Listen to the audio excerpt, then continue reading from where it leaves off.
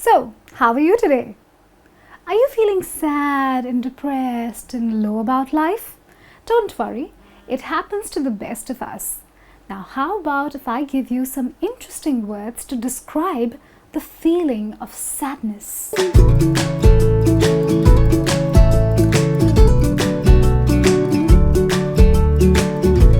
Hi, I'm Rima and welcome to today's lesson. Now, today's lesson is very valuable because it's all about describing the feeling of sadness. Now, all of us go through this sometime or the other. We're feeling sad, we're feeling low, not so good, depressed. But it's not always the same feeling now, is it? Well, there are mood swings and there's sadness and then there's a little more sadness and then a little less sadness. Can get very confusing to describe. So I've come up with some interesting words that can help you describe the feeling of sadness. So the first one on my list is morose. I think this word has a sad feeling to it, doesn't it? I'm feeling morose, which means you're so sad that your face is all contorted and sullen and sulky. So morose actually means sullen or sulky, which means you're feeling so bad and so negative that you can't even keep a straight face.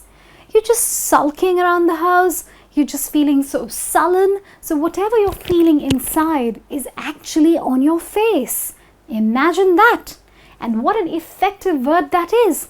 I'm feeling morose. Or, better still, every morning when I wake up, I hate looking at my wife's morose face. Don't you ever say that to her face, because you're going to be in trouble then. So that's morose to you. And the next one I have is downcast. Now this is really simple to understand. It means downcast, which means someone who's feeling so sad and so low that they're gazing down. They don't have the courage, the strength to even keep their chin up. Someone who is in despair. So sometimes when you receive some bad news, especially when you're anticipating positive news and you end up receiving the negative version of it, you feel downcast. You feel like the world has ended. You feel like you can't even look up anymore. You can't even face life anymore. You just want to walk down the road, looking down at your feet as if everything's rock bottom. So downcast can also mean, feeling very low. So imagine you have just negative news in your life and you're feeling so low and you're in so much despair that you just can't bear to carry on. That's when you're feeling downcast. So when Sam received bad news from home, he was very downcast. See, a simple sentence, becomes so much more weighty and solid when you use the word downcast, which means someone who's in deep despair or someone who's feeling very low. Moving on, I have the next one. Now this one is down in the dumps, or it could be down in the doldrums. Now both the usages actually mean the same. It means someone who's very sad and depressed.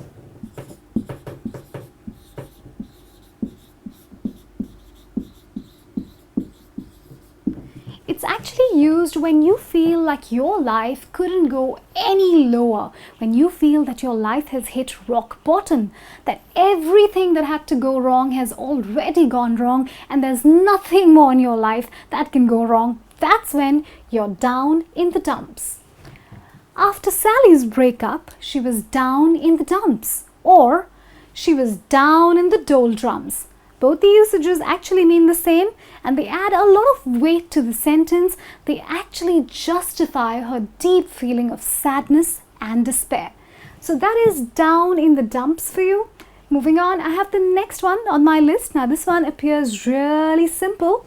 It's blue, like the color, but it's got a very, very deep meaning of sadness. It means really, really depressed.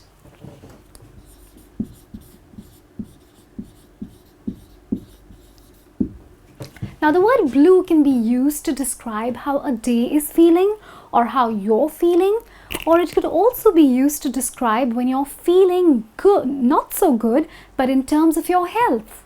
I woke up feeling very, very blue.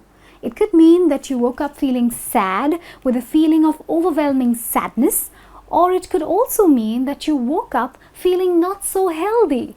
You know, sometimes when you're expecting a fever or, you're anticipating some sickness because you're feeling like that it's going to happen to your body, you could also say, you know what, I'm all blue and under the weather. And it could actually work. So blue stands for depressed or not feeling good at all. The second would be in terms of your health. You could also use blue in terms of the weather. I woke up and the weather was all blue. But the most common usage for blue is on Mondays. Actually Mondays are called blue. Mondays, people actually get the blues. That means they get depressed because they have to face another week of work after a fabulous weekend. So Monday blues is a very, very common usage for the word blue, meaning depressed or not feeling too good. Moving on, there's melancholy. Melancholy means sad or depressed,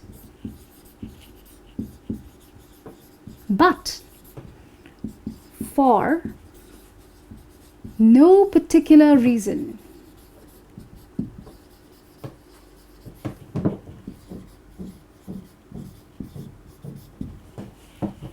So imagine you're not looking too good, you're kind of looking sad and depressed, and someone asks you, what's wrong with you?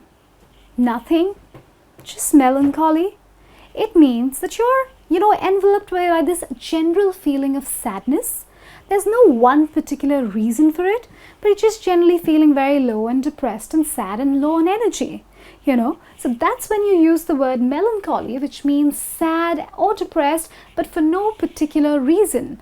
Now, melancholy can also be used to describe a feeling that's enveloping an entire place or the weather. So you could say something like, after the earthquake, the entire village was enveloped in a feeling of melancholy, or the entire village was melancholy, and that would work just fine. So melancholy is a very heavy word, but it just hits the mark right. Moving on, there is despondent.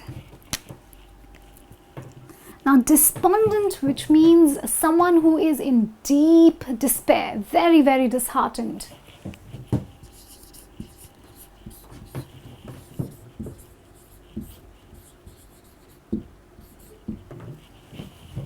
Having gone bankrupt, Sam's entire future seemed despondent, as in there was absolutely no hope left whatsoever. Well, that is despondent for you. Now, all of these words, oh my God, they are so, so sad. So the next time someone has to say something to you and ask you how you're feeling, you can actually use one of these to aptly describe how sad you're feeling. I'm going to go over them one more time. There's morose, which means sullen or sulky. So your inner bad negative feeling is actually out there on your face. Then there is downcast, wherein you're feeling so low that you can't even keep your chin up. And then of course there is down in the dumps or down in the doldrums, which means you're very, very sad and depressed and everything that has to go wrong has already gone wrong. And then there's blue, which means you're feeling depressed and or not feeling good health-wise. And there's melancholy, which means sad and depressed, but for no particular reason, or probably for not one particular reason. There could be many, many reasons, just a general feeling of sadness. And then there is despondent, which means deep despair and absolutely no hope.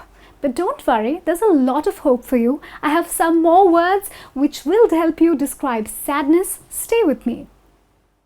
Still feeling sad, feeling blue, feeling down in the dumps? Don't worry, I have some more words I can help you with to describe the feeling of sadness. Now the next one that I have on the list is dejected, which means disheartened.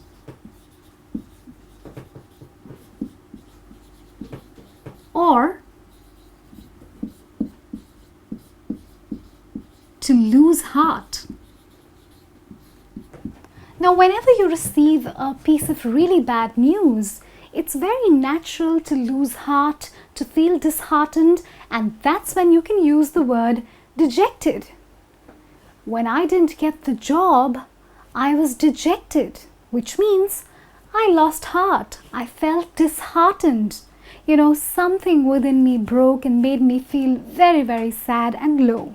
So that's the usage of dejected. And the next one, a word that has been overused and overabused, sorry. Now this one, I'm going to treat it differently today.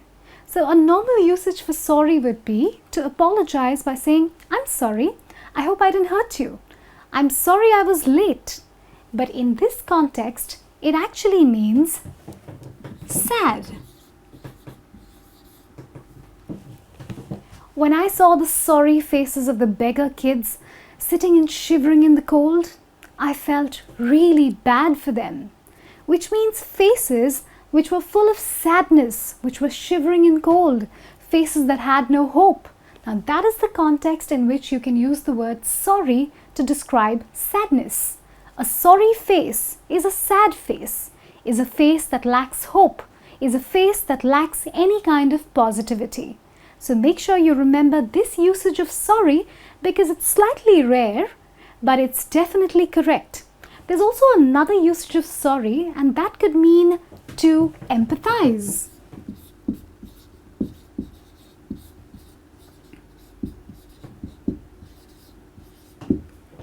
So imagine if you know of somebody who's just suffered a tragic loss. You could say something like, I'm sorry about your loss. Does that mean that you are apologizing for that person's loss? No, it means that you're expressing empathy about that person's loss, which means in short, you're telling that person, I understand what you're going through and I'm feeling sad about it and I want to share your sadness. So that's another usage of sorry. So remember, sorry is a loaded word.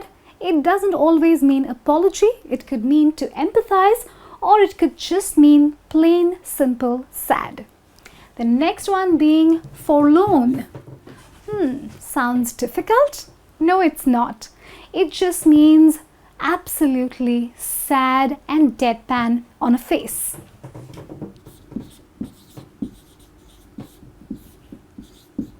Sad or expressionless. You know, sometimes when we go through a lot in life, when we experience deep, deep sadness, that's when our face sort of loses all expression, because we kind of stop feeling a lot of things. We become emotionless. So that's what forlorn actually means. And if I had to use it in a sentence, I could say something like, when Sally lost her mother suddenly, day by day she grew into a forlorn girl, which means she suddenly actually stopped feeling a lot of things. Her face became emotionless and she became really sad and expressionless. So that is the usage of forlorn.